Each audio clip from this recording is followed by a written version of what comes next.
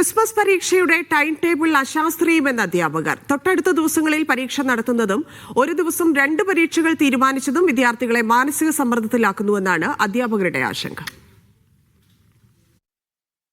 തദ്ദേശ തിരഞ്ഞെടുപ്പെടുത്ത സാഹചര്യത്തിലാണ് ക്രിസ്മസ് പരീക്ഷകൾ വേഗത്തിൽ പൂർത്തിയാക്കാൻ പൊതുവിദ്യാഭ്യാസ വകുപ്പ് തീരുമാനിച്ചത്.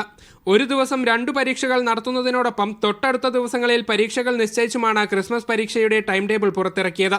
ഇത് വിദ്യാർത്ഥികളിൽ വലിയ മാനസിക സമ്മർദ്ദമുണ്ടാക്കുമെന്നാണ് അധ്യാപകരുടെ ആശങ്ക. മാനസികമായിട്ട് സമ്മർദ്ദം ചെലുത്തപ്പെടും. കാരണം തിങ്കൾ മുതൽ വെള്ളി വരെ കുട്ടിക്ക് കണ്ടിന്യൂസ് എക്സാം ആണ്.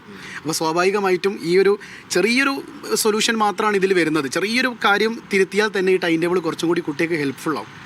നിലവിലെ പ്രശ്നത്തിന് പരിഹാരവും അധ്യാപകർ തന്നെ പറയുന്നുണ്ട്. പക്ഷേ ഏറ്റവും സിമ്പിൾ സൊല്യൂഷൻ എന്ന് പറയുന്നത് 1ാം ഭാഷ പേപ്പർ 2 ഇംഗ്ലീഷിൻ്റെ സ്ഥാനത്തേക്ക് വെക്കുകയും ഇംഗ്ലീഷ് പരീക്ഷയെ ബുധനാഴ്ചത്തേക്ക് മാറ്റിയിട്ട് അത് രാവിലെ നടത്തുകയും ചെയ്യുകയാണെങ്കിൽ കുട്ടിക്ക് നന്നായിട്ട് പഠിക്കാൻ പിറ്റേ ദിവസം 2 സബ്ജക്റ്റ് പഠിക്കാനുള്ള കൂടുതൽ സമയം കിട്ടുകയും ചെയ്യും. ചെറിയൊരു ടെസ്റ്റ് നടത്തിയാൽ മതി. വിദ്യാർത്ഥികളുടെ സമ്മർദ്ദം കുറയ്ക്കാൻ പൊതുവിദ്യാഭ്യാസ വകുപ്പ് ഇടപെടണമെന്നതാണ് അധ്യാപകരുടെ ആവശ്യം. മീഡിയ 1 കോഴിക്കോട്.